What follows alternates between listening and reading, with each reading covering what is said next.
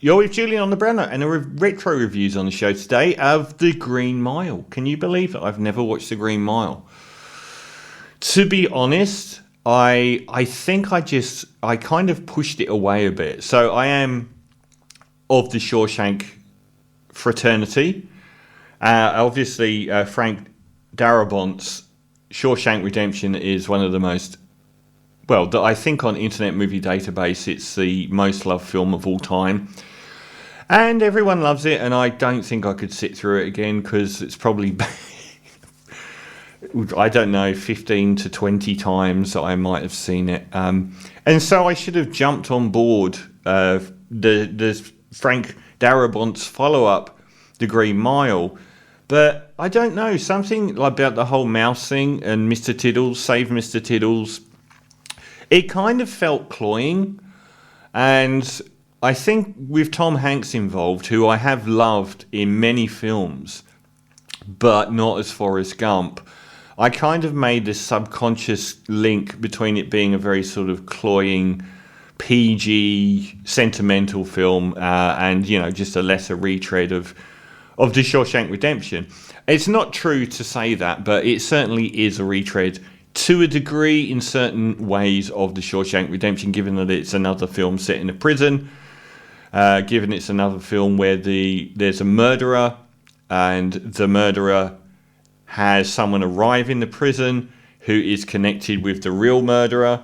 There are lots of stylistic elements, including the ye olde time frame of when it's set.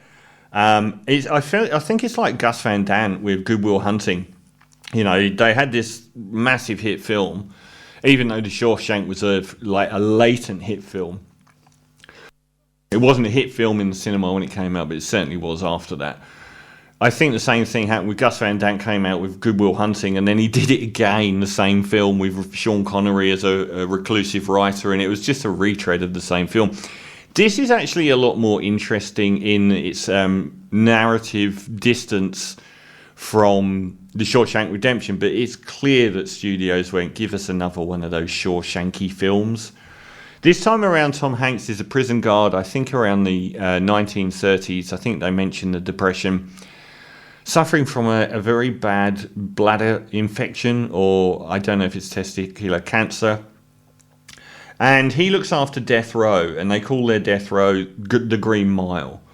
The new addition is Michael Clarke Duncan as John Coffey. John Coffey is one of the largest human beings you've ever seen on screen. It's weird though, because they obviously play it up because he's 6'5" in real life, or was. He passed away, I think, 2 or 3 years ago.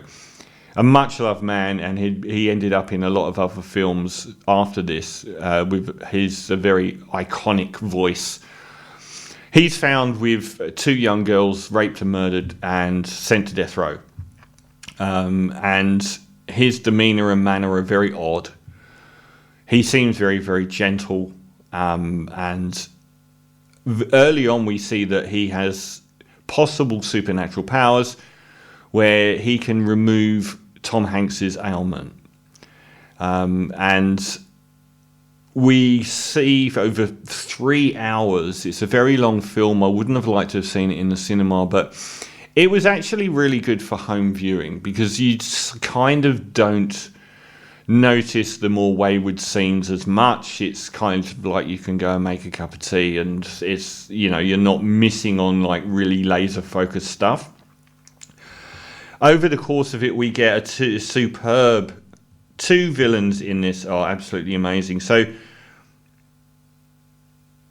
we get Sam Rockwell, who's brilliant in everything, as Wild Bill Wharton, who comes to the prison as the most unmanageable prisoner on death row, consistently trying to attack guards and be wild. And he's a great villain, and so is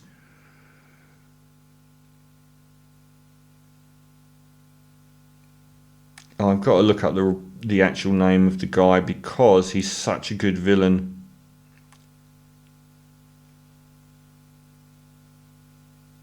Percy.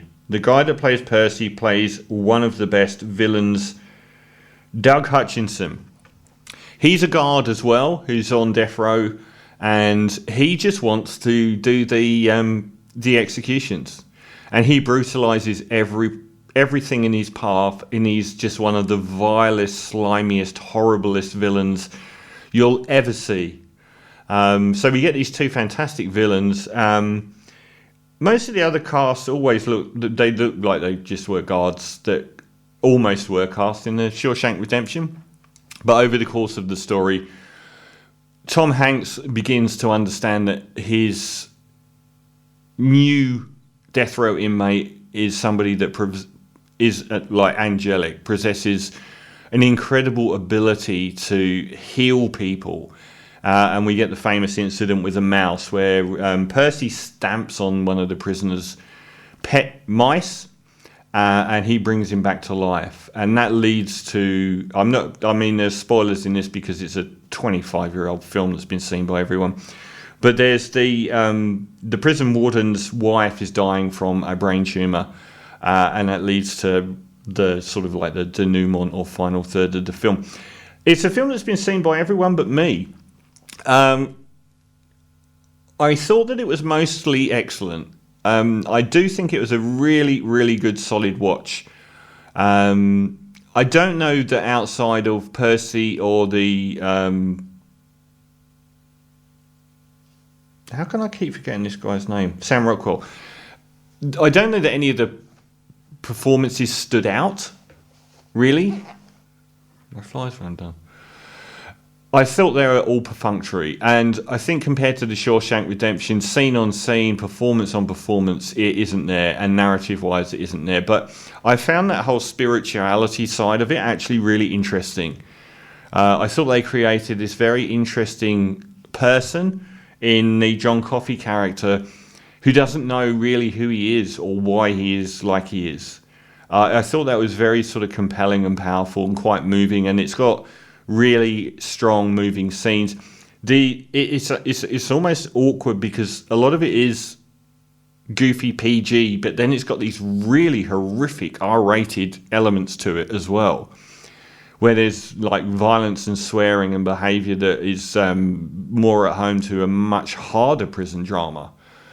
Whereas I think Shawshank sort of balanced that out a bit more. I think some of the sort of guards interaction and that like borders on the goofy.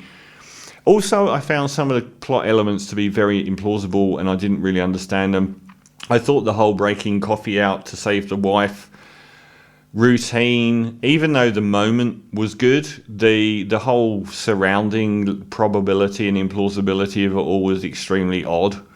It did, and also once they started down that road of taking him to rescue someone out of the prison, it had this really caperish tone, which didn't really fit with the very painstaking, dour atmosphere that the movie had built up until that stage. I thought that was like the first like massive. I was like jolted a bit by how they would treat something like that. So and the tonal nature of the film would just shift to being like a caper and it being a bit all goofy, and it just was a bit implausible. And also there are other elements, like there's a moment in it where he transfers the pain of others into himself and then dissipates them out to the world. And there's a moment where he actually takes down the movie's two villains by expelling this brain tumor into the Percy, the prison guard that has tortured everyone. And then Percy shoots dead the Sam Rockwell character. And I just thought, none of that makes any sense. I mean, that's not who the character of the Coffey that's presented throughout the whole film is. That he would then try and murder two people?